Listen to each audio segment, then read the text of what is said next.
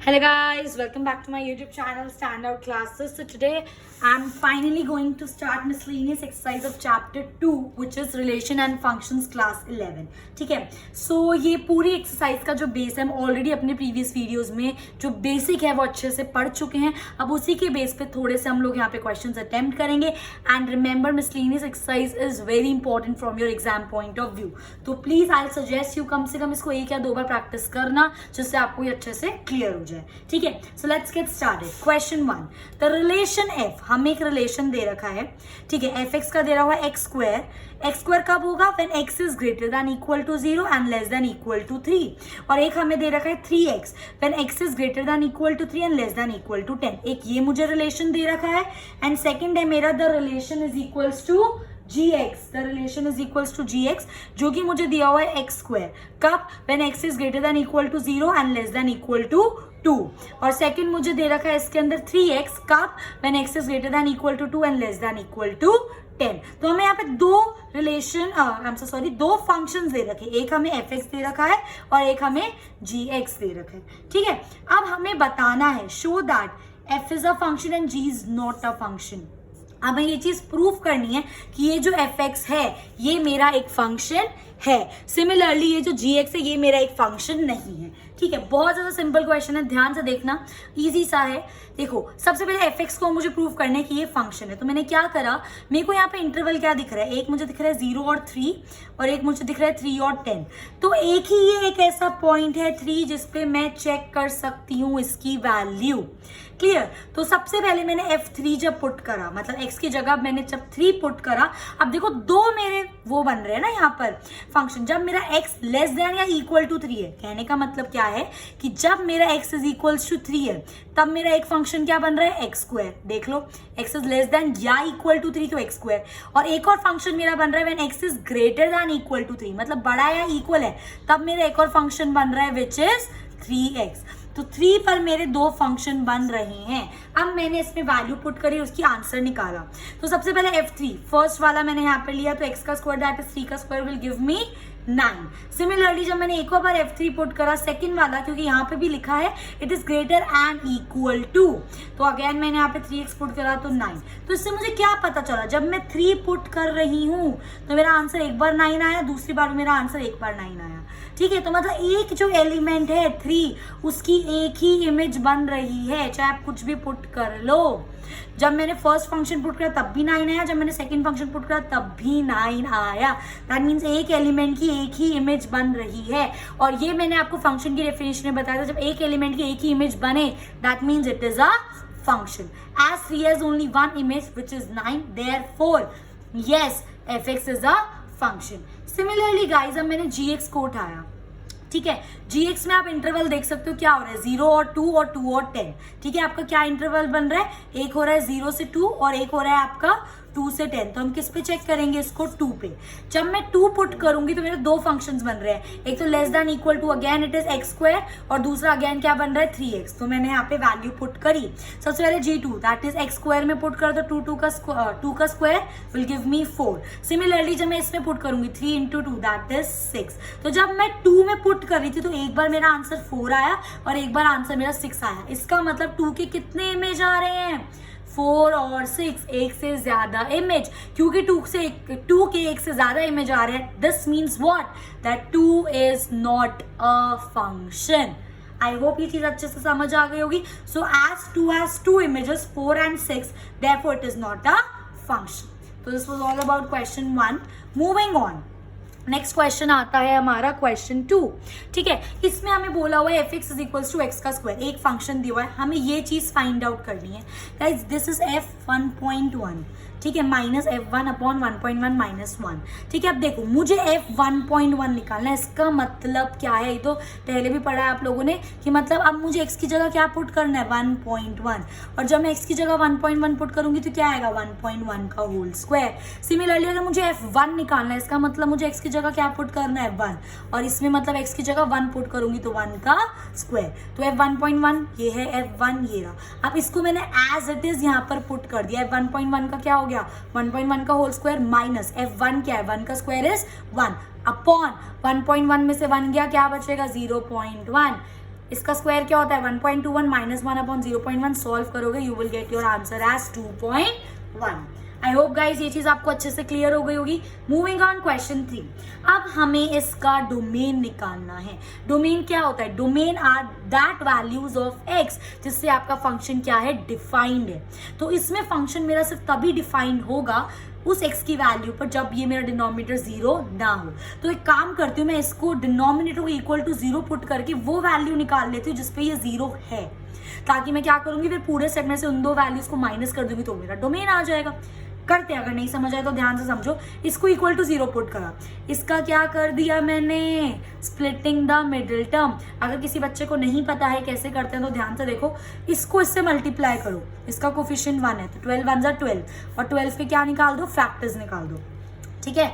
तो 2 6 = 12, 3 2 = 6 एंड 2 1 = 2, ठीक है। अब इन आपके पास नंबर क्या है 2 3 2, इनसे कुछ ऐसे पेयर बनाने की कोशिश करो कि जिनको मल्टीप्लाई करके तो 12 आए और प्लस या माइनस करके 8 आए, ठीक है। अब एक मेरा बन रहा है 2 और 2 को अगर मैं बनाऊं तो 4 और 3, 4 5 6 7, मतलब 4 और 3 को मैं प्लस या माइनस करूं तो मेरा 8 नहीं आ सकता। नेक्स्ट मैं बना सकती हूँ 6 और 2, 6 और 2 से बिल्कुल 6 1 = 6, 6 मल्टीप्लाई करके 6 2 = 12 भी आ गया, देखो ना 6 2 = 12। और अगर मैं 6 को ऐड कर देती हूँ 6 + 2 कर दूंगी तो मेरा 8 भी आ जाएगा। क्योंकि मुझे यहाँ पर -8 चाहिए तो मैं -6 और -2 कर दूंगी। ये तो बचपन में सीखा होगा ना मैथ्स के बेसिक कॉन्सेप्ट्स। अगर किसी बच्चे को नहीं आता है तो you can freely comment and ask me, I will definitely answer your queries, ठीक है। सो मैंने -8 को कैसे स्प्लिट करा, -6x -2x। अब इसको अगर आप वापस सॉल्व करके देखो, -6x प्लस -2x क्या हो जाएगा, माइनस माइनस प्लस, तो -8 नहीं आ जाएगा, ठीक है। और 6 2 = 12। अब इन दोनों में से x कॉमन लिया तो क्या बचा x - 6 minus as it is, इन दोनों में से 2 कॉमन लिया तो क्या बचा x - 6, ठीक है। हमेशा इस स्टेप के बाद चेक करना, इस चीज को अगर ओपन करो तो ये चीज वापस आ रही है नहीं आ रही, चेक करो। x × x x² -6x -2 × x 2x minus minus plus 6 2 = 12। हमेशा जब भी ये चीज करते हो उसके बाद चेक करा करो ये चीज वापस आ रही है या फिर नहीं आ रही। तो आपका क्या बन गया x - 2 एक फैक्टर, x - 6 एक फैक्टर, दोनों को इक्वल टू 0 पुट करा तो एक x की वैल्यू 2 आ गई, एक x की वैल्यू 6। इसका मतलब ये है कि जब हम इस फंक्शन में x को 6 पुट करेंगे या x को 2 पुट करेंगे तो मेरा ये डिनोमिनेटर क्या बन जाएगा 0, पर मुझे वो वैल्यूज चाहिए x की जिसमें 0 ना आए। तो दैट मीन्स सारे रियल नंबर्स में इसमें पुट कर सकती हूँ सिर्फ 2 को छोड़ के, जो कि है 2 और 6। तो ये मेरी क्या बन गई, डोमेन r - 2, 6। आई होप गाइज ये चीज क्लियर है। नेक्स्ट आता है मेरा क्वेश्चन 4। मुझे यहाँ पे एक फंक्शन दे रखा है और मुझे इस फंक्शन का क्या निकालना है, डोमेन निकालना है एंड रेंज निकालना है। ओके गाइज, सो बहुत ज़्यादा सिंपल है, आराम से हम इस चीज़ को सॉल्व कर सकते हैं, कोई आपको दिक्कत नहीं आएगी इसके अंदर, ठीक है। So find the domain and range of the function. सबसे पहले तो डोमेन, डोमेन का मतलब क्या होता है, वो वैल्यू ऑफ एक्स जिसके लिए आपका फंक्शन डिफाइंड है। क्योंकि हमें यहाँ पे डोमेन निकालने के लिए कोई कंडीशन नहीं दी हुई है, पर हमको पता है जब भी कोई चीज़ मेरी अंडर रूट में होती है तो वो हमेशा ग्रेटर दैन इक्वल टू 0 होती है। तो सिमिलरली मेरा x - 1 अंडर रूट में था तो मैंने इसकी क्या कंडीशन लगाई, x - 1 will be greater than equal to 0। अब ये -1 अंदर जाके क्या हो गया प्लस, तो x is greater than equal to 1। That means मेरी x की वैल्यू आ गई, x क्या है 1 के बराबर या 1 से बड़ा, ठीक है। एक नंबर लाइन पे आप देखो ये 0 ये 1, तो 1 को इंक्लूड कर रहे हैं हम और यहाँ पे पूरा, समझ रहे हो। दैट मीन्स 1, ∞, 1 को इंक्लूड कर रहे हैं इसलिए क्लोज ब्रैकेट, और इन्फिनिटी के साथ हमेशा क्या लगता है ओपन ब्रैकेट। सो आई होप गाइज डोमेन निकालना क्लियर है। अब जो इसका नेक्स्ट पार्ट आता है दैट इज रेंज, उसको बहुत ध्यान से समझना। मैंने आपको स्टेप्स बताए थे अपनी लास्ट वीडियो में कि हम कैसे रेंज निकालते हैं। फर्स्ट स्टेप क्या होता है कि जो हमारा एफ होता है हम उसको क्या लेट कर लेते हैं y, ठीक है। सेकेंड स्टेप, क्योंकि अगर ये अंडर रूट नहीं होता, अगर ये ऐसे होता y = x - 1, तो सिंपली सेकंड स्टेप क्या होता है हम x की वैल्यू निकाल लेते, तो क्या हो जाता y + 1 = x, मतलब x को सेपरेट करना था। पर मैंने आपको ये चीज कल भी बताई थी कि अगर अंडर रूट में हो तो हमारा एक स्टेप ऐड हो जाता है, दैट इज हम इसको क्या करना पड़ेगा, स्क्वायरिंग बोथ द साइड्स, ताकि हमारा ये रूट कैंसिल हो जाए। अगर मैं रूट x - 1 का स्क्वायर करती हूँ तो स्क्वायर से रूट कैंसिल हो जाएगा। तो यहाँ पे y² = x - 1 as it is. अब नॉर्मल मैं x को अलग कर लूंगी तो ये क्या बन जाएगा मेरा y square plus 1 is equals to x. But अब ऐसे तो हम डायरेक्ट आंसर सॉल्व नहीं कर सकते, हमें क्या निकालनी है, वाई की वैल्यू निकालनी है। तो मुझे इसमें से एक्स को क्या करना पड़ेगा, एलिमिनेट करना पड़ेगा, और उसके लिए मुझे कोई कंडीशन चाहिए, और ये कंडीशन हमें हमेशा कहाँ से मिलती है, डोमेन से मिलती है। आप सीधा सीधा देख सकते हो, your x is greater than equal to 1, और इस टाइम पे आपका एक्स क्या है, y square plus 1। So as my x is greater than equal to 1, x की जगह मैं क्या पुट कर सकती हूँ, y square plus 1 is greater than equal to 1। अब आप इसको नॉर्मल सॉल्व करो, 1 वहां जाके नेगेटिव, तो y square greater than equal to 0, और स्क्वायर वहां जाके क्या बन जाएगा, रूट, और रूट 0 तो 0 ही होता है, तो y is greater than equal to 0। तो आपका मतलब 0 को मिलाकर उससे बड़ा, तो दैट मीन 0 टू इन्फिनिटी, 0 के साथ क्लोज और इन्फिनिटी के साथ ओपन। अब कुछ बच्चों को ये डाउट आ रहा होगा कि जब हमने इसमें एक्सरसाइज का एक क्वेश्चन करा था, जो हमारा 2.3 का क्वेश्चन था, उसके अंदर हमने 2 बार कंडीशन यूज करी थी। बिल्कुल सही बात है, उसमें हमने 2 बार कंडीशन यूज करी थी, पर क्यों, क्योंकि उसके अंदर जब हमने स्क्वायरिंग बोथ साइड करके यहाँ पे आंसर निकाला था, याद होगा, तो वो एक्स स्क्वायर करके समथिंग हमारा आंसर आ रहा था, समझ रहे हो, क्योंकि यहाँ पे स्क्वायर था, एक्स की वैल्यू नहीं थी, इसलिए मैंने 2 कंडीशंस लगाई थी। और यहाँ पे जब मैंने स्क्वायरिंग बोथ द साइड करा तो सिर्फ सिंपल एक्स था, और मैं इजीली यहाँ पे एक्स को क्या कर पाई, एलिमिनेट कर पाई। आई होप गाइज ये चीज आपको समझ आ गई है, ठीक है। तो इस तरीके से हम इस क्वेश्चन की क्या निकाल सकते हैं, domain and range, simple. Moving on, find the domain and range of a real function. हमें इसकी अब डोमेन और रेंज निकालनी है, ठीक है। सबसे पहली चीज हमें दिख रहा है कि क्या है, एक मॉड्यूलस फंक्शन है, तो हम इसको ब्रेक करेंगे। जब भी आपको मॉड्यूलस फंक्शन ब्रेक करते हो तो ब्रेकिंग पॉइंट चाहिए होता है, और ब्रेकिंग पॉइंट कैसे निकलता है, उसके अंदर वाले पार्ट को इक्वल टू 0 पुट कर कर। तो यहाँ पर आपका क्या आ गया, x is equals to 1। That means जब आपका x 1 के बराबर या उससे बड़ा होगा, ये आपका क्या होगा, पॉजिटिव, देख सकते हो आप। और जब ये वाला जो x आपका लेस देन 1 होगा, तो ये आपका क्या बन जाएगा, नेगेटिव। अब खुद सोचो, डोमेन निकालनी है, मैं कोई भी यहाँ पे वैल्यू पुट कर लूं, x की डिनोमिनेटर में 0 नहीं बनेगा, दैट मीन्स डोमेन सीधा सीधा क्या है, R है, ठीक है। अब जब आप रेंज निकालोगे तो ध्यान से समझो, क्योंकि ये हमारा एक मॉड्यूलस फंक्शन है, हमको ये चीज पता है, अगर मैं मॉड्यूलस में नेगेटिव लूंगी तब भी मेरा आंसर पॉजिटिव आएगा, अगर मैं मॉड्यूलस में पॉजिटिव लूंगी तब भी मेरा आंसर पॉजिटिव ही आएगा। तो जो आपकी एफ की वैल्यू होगी वो हमेशा क्या होगी गाइस, पॉजिटिव। इसलिए मेरी रेंज क्या है, आर पॉजिटिव। आर के अंदर दोनों चीजें आई ना, नेगेटिव भी पॉजिटिव भी, पर हम क्या लेंगे, सिर्फ पॉजिटिव। इसका मतलब क्या हो गया, 0 से इन्फिनिटी। क्योंकि हमारा जो फंक्शन है वो मॉड में गिवन है, वो मॉड्यूलस में गिवन है, इसलिए हमारा रेंज क्या होगा, R plus. I hope guys ये चीज आपको अच्छे से क्लियर हो गई है। अब मैं आपको जो नेक्स्ट क्वेश्चन कराने जा रही हूँ वो बहुत ज्यादा इंपॉर्टेंट है, मार्क कर लो, एग्जाम में आता ही आता है, ठीक है। सो अब हमें यहाँ पे एक लेट एफ दिया हुआ है, एफ पूरा फंक्शन नहीं दिया, हमें एफ दिया हुआ है, x comma x square upon 1 plus x square, where x belongs to real number है, एंड फंक्शन हमें बोला हुआ है r से r, ठीक है, R से R डिफाइन कर रखा है फंक्शन। डिटरमाइन द रेंज, हमें इस फंक्शन की क्या निकालनी है, f। सबसे पहली चीज आप इस क्वेश्चन में देख सकते हो, हमें फंक्शन दे ही नहीं रखा, पर हम लोगों को एक चीज पता है कि ये चीज मेरी x होती है और ये चीज मेरी y होती है। तो अगर मैं f के अंदर x पुट करूंगी तो मेरे को क्या मिल रहा है, देखो ना, f के अंदर जब हम x पुट कर रहे हैं तो ये चीज आ रही है। क्यों, कैसे, मैं एक चीज बताती हूँ। मैंने आपको क्या बताया था, fx को हम क्या लेट कर सकते हैं, y लेट कर सकते हैं। तो y इज इक्वल्स टू क्या बन रहा है, x square upon 1 plus x square, और यहाँ पे भी हमें क्या दे रखा है, y। नहीं आया समझ, ध्यान से समझो मैं क्या बोल रही हूँ। हमें यहाँ पे दिया हुआ है x comma x square upon 1 plus x square, ये चीज मुझे दी हुई है, ये मुझे पता है मेरा x होता है, और ये मुझे पता है ये मेरा y होता है। तो जब मैं f के साथ x पुट करूंगी तो मुझे कुछ वैल्यू मिलेगी जो कि ये होगी, ठीक है। यही तो बेसिक कॉन्सेप्ट कहता है हमारा।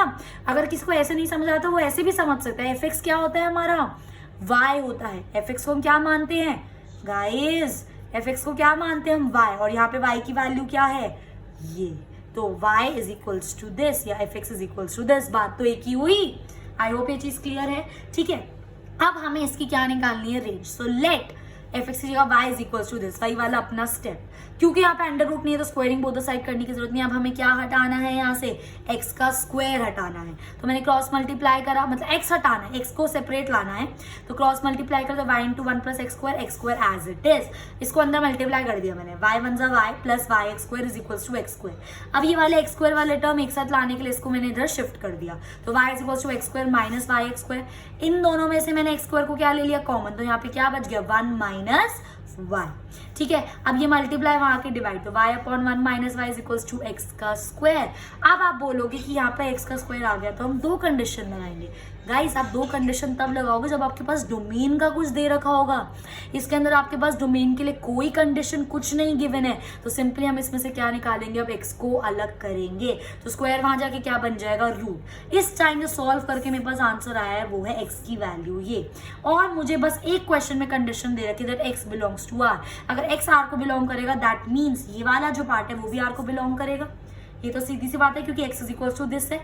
अब मेरे पास कोई कंडीशन नहीं गिवन, पर इकलौता सारा जो हमेशा हमारे पास होता है अंडर रूट की जो अंदर वाली चीज होती है वो क्या होती है, ग्रेटर देन इक्वल टू 0। तो मैंने इस चीज को क्या ले लिया, y upon 1 minus y greater than is equal to 0। पर अभी भी मेरा ये क्वेश्चन अभी सॉल्व नहीं हुआ है।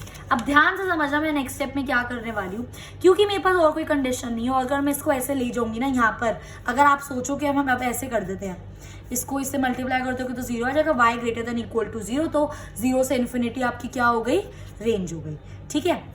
बट गाइस ये गलत हो जाएगा, क्योंकि ये शिफ्टिंग हम ऐसे डायरेक्ट नहीं कर सकते, क्योंकि हमने बस एक कंडीशन अभी पुटअप करी है यहाँ पर।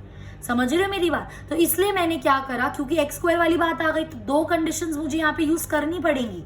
देखो ना हमारा वही वाला कॉन्सेप्ट, क्योंकि एक्स स्क्वायर की बात हो गई, डोमेन पीछे कुछ नहीं दे रखा था मुझको, कोई दिक्कत नहीं है। बट आगे जब मैंने क्वेश्चन को सॉल्व करा मुझे क्या पता चला कि this is greater than equal to 0, मतलब या तो ये चीज 0 से बड़ी है या तो ये चीज 0 के इक्वल है। तो मैंने इन दो कंडीशंस को यूज करा।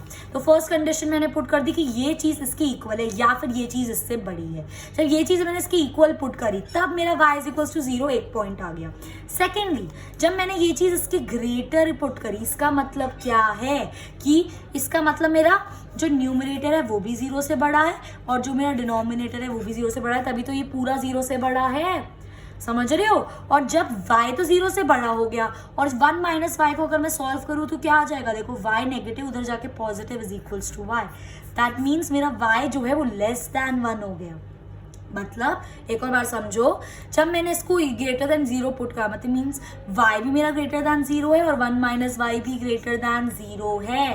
तो ये तो चीज ठीक है। इसके अंदर मैंने y को उधर शिफ्ट करा तो मेरा क्या बना था, 1 is greater then y, that means y is less than 1, एक ही बात है। तो y इज लेस देन 1 कहने का मतलब क्या हुआ, 3 के हिसाब से कि y 0 के बराबर है, y 0 से बड़ा है पर 1 से छोटा है। दैट मीन्स 0 के ग्रेटर या इक्वल टू, 0 से बड़ा उसके बराबर और लेस देन 1। तो ये होगी आपकी range in which 0 is included and 1 is with the open bracket. I hope guys ये चीज क्लियर हो गई है। 2 से 3 बार इस क्वेश्चन को करोगे अपने आप समझ आएगा। क्लियर? नेक्स्ट आता है हमारा क्वेश्चन 7। हमें एक फंक्शन दे रखा है जो r से r डिफाइंड है, सिंपल है। दो फंक्शन f(x) की वैल्यू दे रखी है और g(x) की वैल्यू दे रखी है। सबसे पहले क्या निकालना है, f plus g, that means x plus 1 plus 2x minus 3, 2x plus x 3x और प्लस माइनस माइनस 3 में से बन गया 2 बचा। नेक्स्ट मुझे निकालना है f माइनस जी। f माइनस जी निकालेंगे तो x प्लस 1 में से माइनस करेंगे 2x माइनस 3 और इस ब्रैकेट को माइनस के साथ ओपन करो तो x plus 1 minus 2x plus 3। अब सॉल्व कर दो, plus minus minus minus x plus 2। बस मैंने इसको एज इट इज लिख दिया, वरना यहाँ पे भी आप खत्म कर सकते हो, कोई प्रॉब्लम नहीं, एक ही बात है यार। माइनस x प्लस 2 लिख लो या 2 माइनस x लिखो, एक ही तो बात है, ठीक है। नेक्स्ट मैंने निकाला f अपॉन जी, मतलब f divide by g, that means x plus 1 upon 2x plus 3, but सिर्फ तब when your x is not equal to 3/2, क्योंकि अगर डिनोमिनेटर में x की जगह 3/2 रख दिया, 2 से 2 कैंसिल, ये क्या बन जाएगा 0, तो आपका ये क्या हो जाएगा नॉट डिफाइंड। तो ये चीज लिखनी बहुत ज्यादा जरूरी है। जब भी आप f अपॉन जी करो तो g की आप कंडीशन लिखो where x is not equal to this, otherwise 0 हो जाएगा और ये क्या बन जाएगा नॉट डिफाइंड और आपका आंसर हो जाएगा गलत। Clear? Moving on to question 8। हमें एक फंक्शन दिया हुआ है 1, 1, 2, 3, 0, -1, -3, कूल, ठीक है। और हमको बोला है z to z, मतलब इंटीजर्स से इंटीजर्स के बीच में ये रिलेशन है, मतलब रिलेशन का एक फंक्शन। क्लियर? अब हमें बताना है, हमें डिफाइन दे रखा है f(x) is equal to ax plus b, ये हमें वैल्यू दे रखी है फंक्शन की। मुझे इसमें a और b की वैल्यू निकालनी है। कितना सिंपल क्वेश्चन है। देखो मुझे क्या दे रखा है, f(x) is equal to ax plus b, f(x) को मैं क्या ले सकती हूँ, y ले सकती हूँ, तो मैंने इसको ऐसे लिख लिया y is equal to ax plus b। अब ये चीज मुझे पता है, जब मुझे ये दे रखा है 1, 1, 2, 3 एंड सो ऑन, जो भी मुझे यहाँ पे दे रखे हैं। मुझे पता है मेरा फर्स्ट एलिमेंट क्या होता है x, मेरा दूसरा एलिमेंट क्या होता है y। तो यार मैंने 2 उठा लिए, देखो ना, सबसे पहले मैंने यहाँ पे x को 1 पुट करा। जब मैं x को x में 1 पुट करूंगी तो मेरी y की वैल्यू क्या है, 1 ही तो है। देखो y is equals to ax plus b थी मेरी इक्वेशन।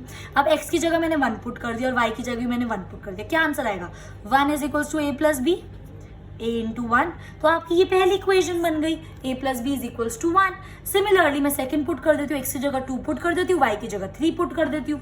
तो जब x की जगह मैं 2 पुट करूंगी, इसमें ही देख लो, अगर x की जगह मैं 2 पुट करूंगी तो ये 2a हो जाएगा plus b is equals to y की जगह क्या पुट करना है, 3। तो ये हो गई एक इक्वेशन, ये हो गई दूसरी इक्वेशन। अब दोनों इक्वेशन को सॉल्व करना हम लोगों को आता है, ये बहुत सारे मेथड है जिनसे हम सॉल्व कर सकते हैं। मैंने यहाँ पे आपका यूज करा है एलिमिनेशन मेथड। जो 2 इक्वेशन थी, पहली इक्वेशन क्या थी मेरी, a plus b is equals to 1, दूसरी इक्वेशन क्या थी मेरी, 2a plus b is equals to 3। तो मैंने इस वाली इक्वेशन को इंटू 2 कर दिया, तो क्या बन गई ये 2a plus 2b is equals to 2 1 = 2, और ये equation as it is. Elimination method, sign बदल जाएंगे, माइनस माइनस माइनस, ठीक है। ये कैंसिल, प्लस माइनस माइनस, 2 में से b गया, b बचा, और 2 - 3 -1, ये आ गई मेरी b की वैल्यू। अब b की वैल्यू सिंपली मैंने फर्स्ट इक्वेशन में पुट कर दी, क्या आ जाएगा, प्लस माइनस माइनस, उधर जाके a की वैल्यू 2। कितना सिंपल क्वेश्चन था, आ रही है मेरी बात समझ, ठीक है guys. Similarly we have question 9 here, let r be a relation from n to n। मुझे एक रिलेशन दिया हुआ है r n से लेकर n तक, ठीक है, जिसमें a, b is equals to, जो a और b हैं वो दोनों n से बिलोंग कर रहे हैं, और ये रिलेशन है a is equals to b का स्क्वायर। अब हमें बताना है क्या ये फॉलोइंग चीजें ट्रू हैं। इस टाइप के क्वेश्चंस पेपर में बिल्कुल नहीं पूछे जाते हैं, बट स्टिल बुक का एक पार्ट है तो मैं आपको बता देती हूँ, ठीक है। अब देखो, फर्स्ट चीज मुझे बताना ट्रू है या फॉल्स है। a, a, दैट मीन्स यहाँ पे a और b था, अब a, a हो गया, ठीक है। अब मुझे ये चीज प्रूव करनी है। चलो सपोज करो मैंने क्या करा, मैंने a को 2 लेट कर लिया। अब जब मैं a को 2 लेट कर रही हूँ गाइस, तो ये वाला जो है ये भी 2 ही होगा, ठीक है। आ रही है मेरी बात समझ। हमें क्या, फिर से सुनो, हमें क्या प्रूफ करना है, ये a, a belongs to r। r का मतलब है कि ये जो a है ये इस वाले रिलेशन से बिलोंग कर रहा है फॉर ऑल a। हमें प्रूफ करने की क्या, जो a है वो आपका नेचुरल नंबर से बिलोंग करेगा। मतलब कहने का मतलब ये है कि a, a जो इस रिलेशन से बिलोंग कर रहा है, बोल रखे a भी n से बिलोंग कर रहा है। अब ये चीज आप ट्रू या फॉल्स बताओ कि ये जो है इस रिलेशन से आ रहा है या फिर नहीं आ रहा।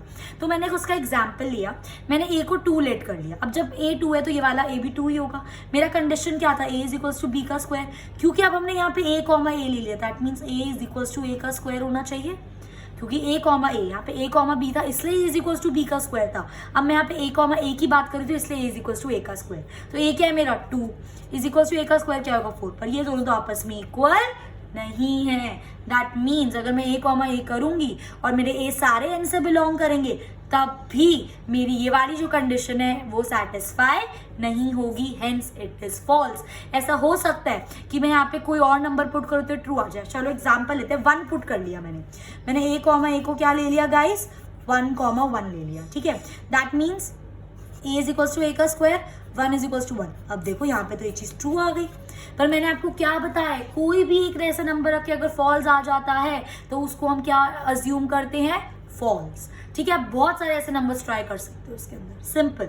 नेक्स्ट मुझे बोला a, b, अगेन वो r से बिलोंग कर रहा है, इम्प्लाइज हमें दिखाना है कि b, a भी r से बिलोंग करेगा। बहुत सिंपल है। सबसे पहले मैंने कुछ ऐसा एग्जाम्पल लिया, मैंने a ले लिया 9, b ले लिया 3, ठीक है, क्योंकि ये तो मैंने एक ऐसा एग्जाम्पल लिया ना जो r से बिलोंग कर रहा है, मतलब मुझे कुछ ऐसा लेना है जिसमें मैं प्रूफ कर पाऊँ a is equals to b का स्क्वायर। तो इसलिए मैंने a को जानबूझ के 9 लिया, क्योंकि 9 will be equal to b को 3 लिया, 3 का स्क्वायर। आप ऐसा कोई भी नंबर ले सकते हो, ठीक है। तो a is equals to b का स्क्वायर, 9 इज इक्वल्स टू 9, ये चीज तो प्रूव हो गई। अब मुझे इसका वाइस वर्सा उल्टा प्रूफ करना है। मुझे प्रूफ करना है b, a, वो क्या है मेरा, देखो b तो यही रहेगा 3 और a क्या रहेगा 9। अब मुझे प्रूफ करना है 3 इज इक्वल्स टू 9 का square, a is equals to b का स्क्वायर, है ना।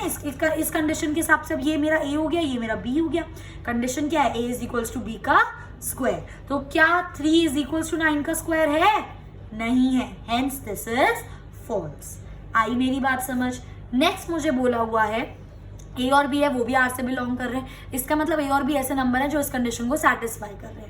बी और सी है वो भी आर से बिलोंग कर रहे हैं, इसका मतलब बी और सी भी ऐसे नंबर है जो इस कंडीशन को सेटिस्फाई कर रहे हैं। आप हमें ये बताओ क्या ए और सी आपके आर से बिलोंग करेंगे? भाई एग्जाम्पल ले लेते हैं, ए को 16 ले लिया, बी को 4 ले लिया, क्योंकि मुझे इसको दिखाना है कि ये बिलोंग कर रहे हैं, हमें क्वेश्चन में दे रखा है, ठीक है। तो ए 16 बी को 4 लिया, तो मैंने चीज दिखा दी कि ए और बी आर से बिलोंग कर रहे हैं। सिमिलरली मैंने बी को 4 ही रखा, सी को कुछ ऐसा लिया जिससे मैं इसको ट्रू दिखा सकूं जानबूझकर, ठीक है, क्योंकि ये चीज क्वेश्चन में बोली है। तो बी को 4 लिया, तो ये भी मेरा क्या हो गया, ट्रू प्रूफ हो गया। अब मुझे बताना है कि क्या आपका ए और सी भी बिलोंग करेंगे, वो तभी बिलोंग करेगा when a is equals to c का स्क्वायर। तो a क्या है मेरा 16, c क्या है मेरा 2, क्या a c के स्क्वायर के बराबर है? नहीं, that means your answer is false. I hope guys ये चीज समझ आ रही है, ठीक है। नेक्स्ट आता है मेरा टॉपिक क्वेश्चन ए मुझे दे रखा है 1 2 3 4, इस टाइप का क्वेश्चन स्टिल एक बार को चांस है क्वेश्चन पेपर में आ जाए, ठीक है। बी मुझे दे रखा है 1 5 9 11 15 और 16, और ये मुझे इसका एक फंक्शन दे रखा है। मुझे बताना है are the following true, F is a relation between A to B। ये जो F है ये इन दोनों का रिलेशन है। रिलेशन का मतलब क्या होता है? जब भी A और B के हम रिलेशंस निकालते थे, जो फर्स्ट एलिमेंट है आपके वो कहाँ से बिलोंग करने चाहिए? फर्स्ट सेट से, और जो सेकंड एलिमेंट्स है वो कहाँ से बिलोंग करने चाहिए? बी सेट से। अगर ऐसा कुछ है तो मतलब यस ये आपका रिलेशन है। तो फॉर रिलेशन मैंने लिखा है आपका जो डोमेन है, डोमेन मीन फर्स्ट एलिमेंट, वो कहाँ से बिलोंग करना चाहिए? फर्स्ट सेट से, और जो रेंज है वो कहाँ से बिलोंग करनी चाहिए? सेकेंड सेट से। तो मैंने इस जो फंक्शन की डोमेन निकाली दैट इज 1 2 3 एंड 4, और मैं साफ साफ देख सकती हूँ 1 2 3 4 1 2 3 4 जो मेरी डोमेन है वो ए के बराबर है, मतलब वो इसके बिलोंग कर रही है। दैट मीन्स डोमेन तो सही है। अब रेंज जो सेकेंड एलिमेंट है दैट इज 5 9 1 एंड 11, वो भी मेरा बी से बिलोंग कर रहा है। तो यस ये जो आपका रिलेशन, ये जो आपका फंक्शन है it is a relation. Clear? Second आता है फंक्शन प्रूव करने के लिए हमारे पास दो कंडीशन होती हैं गाइस, कि जो पहले एलिमेंट्स होते हैं जो डोमेन वो फर्स्ट सेट के बराबर होनी चाहिए, और जो सेकंड कंडीशन होती है वो होती है कोई भी एलिमेंट रिपीट नहीं होना चाहिए। रिपीट का मतलब एक एलिमेंट की दो इमेज हो गई, जो कि पॉसिबल नहीं है फॉर अ फंक्शन। तो सबसे पहले तो मैंने इसकी क्या निकाली? डोमेन, फर्स्ट एलिमेंट, सीधा सीधा वो मेरे सेट ए की इक्वल आ गई। फर्स्ट कंडीशन तो सेटिस्फाइड। सेकेंड कंडीशन मैंने देखा 1 रिपीट नहीं हो रहा, 2 3 4, 2 दो बार रिपीट हो गया, 2 की एक 9 बन रही है और 2 की एक 11 बन रही है, तो एक एलिमेंट की दो इमेज नहीं बन सकती। This means what? This means that it is not a function, क्योंकि हमारी सेकंड जो कंडीशन है वो सेटिस्फाई नहीं हुई। आई होप गाइज ये चीज